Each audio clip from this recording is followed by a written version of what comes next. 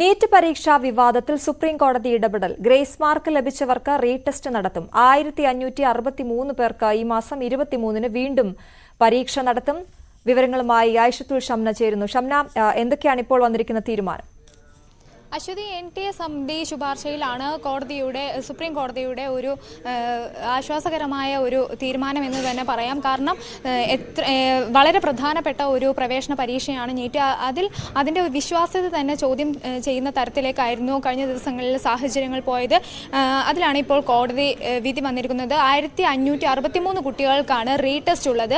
ഈ മാസം 23-നാണ് റീടെസ്റ്റ് നടത്തുക. ഈ മാസം 30 കൂടി തന്നെ ഫലം വരും.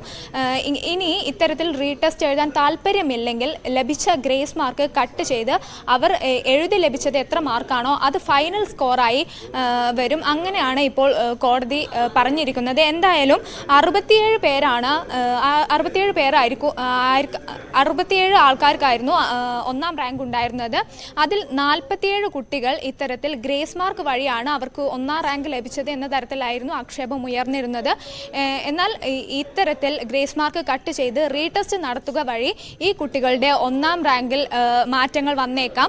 എന്തായാലും ബാക്കിയുള്ള 20 കുട്ടികൾക്ക് ആശ്വാസകരമായ ഒരു സാഹചര്യമാണ് ഇപ്പോൾ ഉള്ളത്. 1563 കുട്ടികൾക്ക് എക്സാം നടത്തും. ഇതിൽ താല്പര്യമില്ലാത്തവർക്ക് റീടെസ്റ്റ് എഴുതേണ്ട കാര്യമില്ല. പക്ഷേ അവരുടെ ഗ്രേസ് മാർക്ക് കട്ട് ചെയ്ത് ബാക്കിയുള്ള അവരെഴുതിയ എത്ര മാർക്കാണോ ലഭിച്ചത് ആ മാർക്കായിരിക്കും പിന്നീട് ഫൈനൽ സ്കോറായി വരിക. ശരി ഷംന, എന്തായാലും ഈ മാസം 23-നാണ് റീടെസ്റ്റ് നടക്കുക. ഹൈറിച്ച് തട്ടിപ്പ് കേസിൽ